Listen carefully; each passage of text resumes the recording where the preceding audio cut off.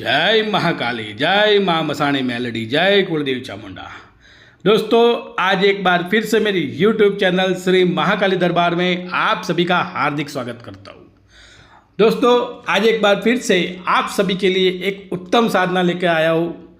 भगवान शिव की साधना और उसका मंत्र आज मैं आपको बताऊँगा। जो गुरुमुखी साधना है, गुरुमुख से उपलब्ध हुई है, ना किसी किताब में या ना कोई चैनल के ऊपर आपको मिलेगी। और मेरी जो भी साधना मैं देता हूँ, गारंटी के साथ देता हूँ कि सिद्धि आपको अवश्य मिलेगी। अगर आप सही ढंग से और मेरे बताए हुए मार्ग से आप करोगे तो आपको अवश्य सिद्धि मिलेगी। आपको उस साधना से बहुत लाभ मिलेंगे। तो आज कुछ शिव साबर मंत्र में आपको बताऊंगा। और इन साधना करने के लिए आपको सर्वप्रथम तो एक उत्तम गुरु से आपने दीक्षा ली होनी बहुत ही आवश्यक है, ताकि साधना का आपको पूर्ण फल मिले, साधना का आपको लाभ मिले और साधक को सिद्धि प्राप्त हो। साधना आज जो बता रहा हूँ वो महादेव की है, जो परम पिता परमेश्वर, जिनके सामने दानव, गंधर्व, किन्नर, नाग, अप्सरा, यक्षिणी, भूत, प्रेत, पिशाच, डाकिनी, शाकिनी, नवग्रह, कुष्मांड, ब्रह्म, राक्षस और सभी भूत प्रेत उनके गण हैं, उनके सेवादार हैं। तो आज मैं भगवान शंकर की आपको एक उत्तम साधना में आप बताऊंगा। इनके भक्तों के ऊपर, इनके साधक के ऊपर कोई भी तंत्र विद्या नहीं चलती है, क्योंकि स्वयं तंत्र जो है वो शिव से है। शिव ने ही तंत्र मार्ग की रचना की है। उन्होंने ही तंत्र के सारे मंत्र को कलयुग में आज गलत उपयोग से बचाने के लिए किलित करके रखा हुआ है, क्योंकि अगर वो किलित नहीं होता तो उसका बहुत ही दुरुपयोग होता। तो महादेव ने ये सारे मंत्र किलित किए हुए हैं। तो महादेव ही तंत्र के अधिष्ठाता देव है। लेकिन आज कुछ साधक और उनकी साधना का जो मार्ग होता है वो भगवान शिव की साधना को ज़्यादा महत्व नहीं देते हो। तामसिक साधना, मसाणी साधना, ऐसी साधना को सर्वप्रथम वो लोग प्राप्त करने की सोचते हैं। भगवान शिव की साधना के ऊपर लोगों की प्रीति हमेशा कम रहती है। तो वैसे साधक कभी भी आध्यात्मिक क्षेत्र में लाभ नहीं प्राप्त कर सकते। सभी ने इनकी महिमा गाई है और शिव अत्यंत बोले। इनकी एक कृपा दृष्टि से मनुष्य का जीवन धन्य हो जाता है। उन शिव को प्रसन्न करने के लिए सिर्फ एक ही सावन महीना काफ़ी होता है। सावन का एक सोमवार ही काफ़ी होता है। और उनकी साधना के, उनकी भक्ति करने के आपको सब कुछ मिलता है। भगवान शिव की साधना से आपको सब कुछ मिलता है। और किसी भी योनि, किसी भी देव देवता या कोई भी शक्ति की आप साधना करना चाहते हो, कोई भी साधना हो, यक्षिणी हो, भूत प्रेत, कोई भी साधना करना आप चाहते हो, तो इनकी कृपा से अति सरल हो जाता है। बिना शिव जी के आशीर्वाद से कोई भी सिद्धि प्राप्त नहीं होती है। शिव जी ही एक ऐसे देव है जो विधाता के लेख को भी गलत साबित करते हैं। आपके भाग्य में जो नहीं है उसे भी आपकी झोली में वो डाल देते हैं। भक्त की सभी मनोकामना पूर्ण करते, चाहे उसके भाग्य में हो या ना हो, चाहे बंदा उसके योग्य हो या ना हो, लेकिन उसकी भक्ति को देखकर भगवान शिव सब कुछ उसको देते हैं। जो उसकी मनोकामना है वो पूरी करते हैं। तो दोस्तों, सभी लोग को पता है कि गुजरात में श्रावण महीना जो होता है, गुजरात, महाराष्ट्र और कोई कुछ भारत देश के अन्य कुछ राज्य भी है, वहाँ श्रावण महीना जो है वो एकम से लेके अमावस तक रहता है। तो गुजरात में भी श्रावण महीना प्रतिपदा एकम से शुरू होगा, 5 तारीख से शुरू होगा। तो और इस बार तो बहुत ही उत्तम है। श्रावण मास की शुरुआत पहले सोमवार से हो रही है और अंतिम दिन भी सोमवार के दिन ही होगा। अमावस्या जो है वो सोमवती अमावस्या है। तो ये जो योग बन रहा है बहुत ही उत्तम है। दोस्तों, अगर आपको भगवान शिव की भक्ति में और उनकी साधना में रुचि है तो इस वीडियो को आप जरूर देखिएगा। वीडियो थोड़ी लंबी हो सकती है आज, लेकिन वीडियो में जो जानकारी है वो बहुत ही महत्वपूर्ण है। अगर आप साधना करो या ना करो, लेकिन उसकी जो जानकारी आपको मिलेगी वो बहुत ही महत्वपूर्ण होगी। तो इस वीडियो को आप पूरा देखिएगा। और मेरे वीडियो पसंद आए तो मेरी वीडियो को लाइक ज़रूर करेगा। और अभी तक आपने मेरे चैनल को सब्सक्राइब नहीं किया है तो मेरे चैनल को सब्सक्राइब करें और बेल आइकॉन को भी ज़रूर दबाएं, ताकि आगे जो भी ऐसी कोई साधना के रिलेटेड वीडियो बनेगी तो उसकी नोटिफिकेशन आपको ज़रूर मिलेगी। तो भगवान शंकर को प्रसन्न करने के लिए वैदिक मार्ग, तांत्रिक मार्ग और साबरी विद्या, जैसे साबर मंत्र का उपयोग होता आ रहा है। तो मैं आपको तीनों प्रकार से साधना कैसे करते हैं वो मैं आपको बताऊंगा, विगतवार में आपको बताऊंगा। तो सबसे पहले बात करते हैं तांत्रिक मार्ग, जो अघोर मार्ग, जो वामाचार, और उसमें भी बहुत सारे पंथ है। तो ऊपर मैं आपको जानकारी देता हूँ। तो तांत्रिक मार्ग, अघोर मार्ग से शिव जी को कैसे प्रसन्न करते हैं। जो भी गृहस्थ व्यक्ति है उन्हें केवल ये जानकारी के लिए रखना है, वो गृहस्थ के लिए नहीं है। तो तांत्रिक मार्ग अघोरी, कपाली, दिगंबर, धोने वाले साधु, नागा साधु, फक्कड़ साधु जो मोह माया से दूर और सांसारिक भावना और प्रवृत्ति से दूर है, उन्हीं के लिए ये होता है और उन्होंने दीक्षा भी उसी प्रकार से ली होती है।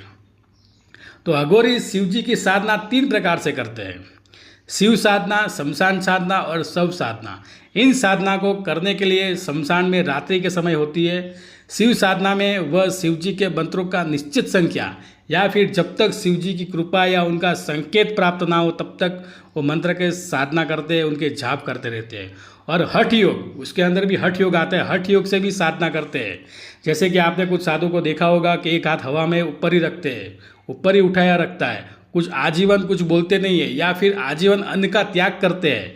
जैसे कि कोई फल फूल ही खाता है या कोई कंदमूल का ही सेवन करता है, तो जीवन पर्यंत ऐसे साधना करते हैं। कोई दूध पीकर ही जीवन प्राप्त करते हैं, तो ऐसे हठ योग से साधना करते हैं। और आपने शायद बहुत सारे ऐसे साधु को देखा भी होगा, ये सब शिव जी की साधना करते हैं। अघोर साधना, अघोर साधना में शमशान में रात्रि के समय में बैठकर धरती के पर ही आसन जमाकर धरती पर मंडल बनाकर तामसिक भोग देकर किसी मुर्दे की आत्मा से या पूरे शमशान को जगाकर कार्य करवाते हैं और भगवान शिव की साधना करते हैं। तो ये निजी स्वार्थ के लिए नहीं होता है, परोपकार की भावना से जिनमें सबका भला हो उसी प्रकार से वो लोग अपनी साधना करते हैं। और बात रही उनकी शव साधना की, तो वो शमशान में मुर्दे की पूजा करते हैं। मुर्दे के ऊपर बैठकर कुछ विशेष मुद्रा के साथ उनके ऊपर ही जाप होता है, मुर्दे के ऊपर बैठकर ही जाप होते हैं और उन्हीं के ऊपर वो भगवान शिव की साधना करते हैं। तो इन सभी मार्ग में सिद्धि तुरंत मिलती है, ऑन द स्पॉट।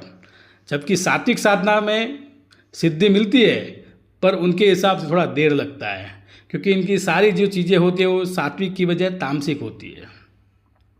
अब बात करते हैं साबरी विद्या यानी साबर मंत्र। साबर मंत्र में महादेव को कैसे प्रसन्न करते हैं वो मैं आज आपको बताऊंगा, और कुछ साबर मंत्र भी मैं आज आपको दूंगा जो खुद मेरे अनुभव किए हुए हैं।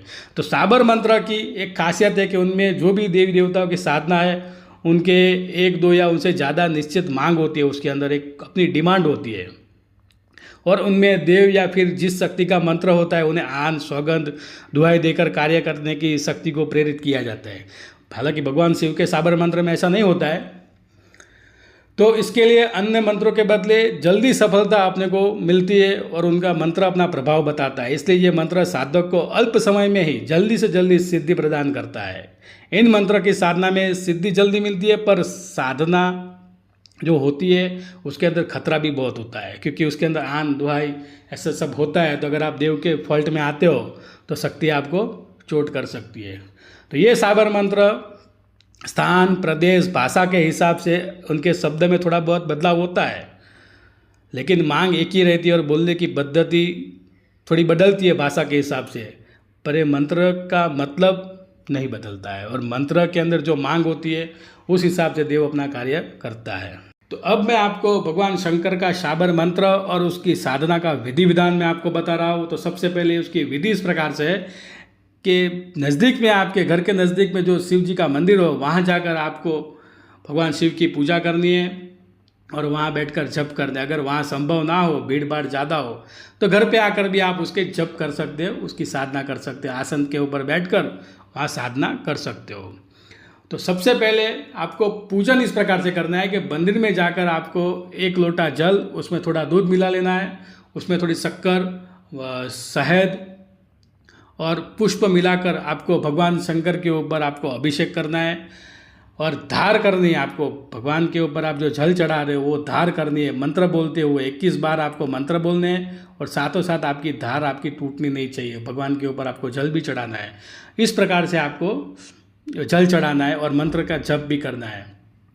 उसके बाद आपको भगवान को 11 बिलीपत्र चढ़ाए, गूगल का धूप बत्ती जलाए, गाय के देसी घी का वहाँ दीपक जलाए और थोड़े चावल आपको चढ़ाने, भगवान को धतूरा और धतूरे का फूल भी चढ़ाए और यथायोग आप भगवान शिवलिंग की पूजा करें। उसके बाद वहाँ आपको संकल्प लेना है। आपके राइट हाथ में आपको जल लेकर उसमें थोड़ा चावल और एक पुष्प मिलाकर आपको संकल्प लेना है। अपना नाम, अपना माता पिता का नाम, कुल गोत्र, परिचय देकर संकल्प ले कि मैं आपकी इस मंत्र की साधना कर रहा हूँ। जो भी आपकी कामना है वो कामना आपको बोलनी है उसके बाद आपको संकल्प देना है, वो जो पानी है वहाँ शिवलिंग के पास वहाँ आपको नीचे छोड़ देना है। और ये जो मंत्र है वो एकम से लेके अमावस तक निरंतर इस मंत्र के आपको जप करने, चाहे मंदिर में करो या घर पे करो।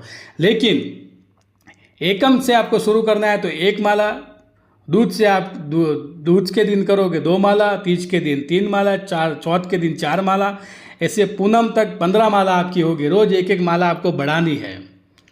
पूनम हो जाने के बाद, पूर्णिमा के बाद दूसरे दिन जो कृष्ण पक्ष बैठता है, कृष्ण पक्ष की एकम के दिन आपको 15 माला करनी है।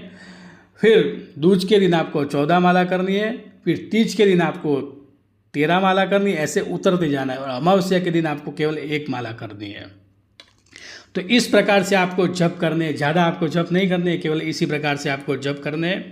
तो ये चीज़ आप हमेशा याद रखिएगा, इसको समझिएगा किस प्रकार से इसके जप करने। अगर ना समझ में आए तो आप हमें फ़ोन करके पूछ सकते हो। पूजा आप शिवलिंग के पास जाकर करो, लेकिन जब आपको घर पे ही करने। ऐसा नहीं कि एक दिन घर पे जाप करो और एक दिन मंदिर में जाकर जाप करो, ऐसा नहीं करना है। निरंतर एक ही जगह पर बैठकर आपको 1 मास तक आपको साधना करनी है। और ब्रह्मचर्य का पालन करें, सात्विक आहार ले, सोमवार के दिन व्रत रखे, उपवास रखे और मन को हमेशा पवित्र बनाए रखे। सत्य ही बोले और अंतिम दिन खीर तथा सीरा, आटे का मीठा हलवा बनाकर भगवान को भोग धरे। मंदिर में पुजारी को यथायोग्य दान दक्षिणा दे और उनका आशीर्वाद ले। अंगारे या कंडे जलाकर उसके ऊपर 21 बार मंत्र बोलकर आपको घी की आहुति देनी है। उगल का धूप करे, 32 धूप करे और एक श्रीफल आपको फोड़े भी नहीं मंदिर में आपको अर्पण करना है। और जो प्रसाद है वो सबको बांट देना है। तो अब मैं आपको भगवान शिव के साबर मंत्र बता रहा हूँ। 2 मंत्र मैं आपको बता रहा हूँ। पहला मंत्र है ओहम सोहम अजंपा जाप, पिंड ब्रह्मांड में आपो आप। ओहम से लक्ष्मी मिले, सोहम से मिले मुक्ति, कहे शंकर सुनो पार्वती, 16 वाल की एक रति। तो ये जो मंत्र है उसकी विधि विधान मैंने आपको बता दी है। उसमें उसके जाप किस प्रकार से आपको माला की गिनती करनी है वो मैंने आपको बता दिया है। अब दूसरा मंत्र मैं आपको बता रहा हूँ। दूसरा मंत्र जो है उसकी भी पूजा विधि सेम लागू पड़ती है, लेकिन इसके जो जप करते हो वो आप नॉर्मल तरीके से 21 बार सुबह और 21 बार शाम को 2 टाइम आपको उसके जप करते हैं, सुबह और शाम। घर पर करो या शिवालय में जाके करो, कहीं पे भी आप इसके जप कर सकते हो। मंत्र जप करते करते आपको अभिषेक करना है, बाद में आपको ध्यान लगाकर 21 बार आपको जप करने हैं। तो ये मंत्र इस प्रकार से, ओम नमो आदेश गुरु को, ओहम सोहम अपरंपारा, सोहम मंत्र से हुआ प्रकाश, ओंकार रूप निराकार रूप, ओम शिव शक्ति शंभुनाथ, 3 भवन में तुम्हारी बात। जो नर करे साधक दिन रात, वो नर का शिव लोक में वास। शिव मंत्र हृदय धरे, तो आवन जावन का फेरा टले। भंडार देवी लक्ष्मी भरे, चोखा बिली चंदन, जल चढ़ावीने लागू पाए। शंभु त्रुठे नवनिध थाय, आप अलग पुरुष महादेव। तम बिन ना मिले कोઈને रिद्धि, ना मिले सिद्धि। शिव आराध सर्व सिद्धि, अंते मोक्ष पावे। तब अलग पुरुष आपो आप आवे। शिव मंत्र संपूर्ण बया, तो 9 नाथ 84 सिद्धों में बैठकर गुरु गोरखनाथे कया।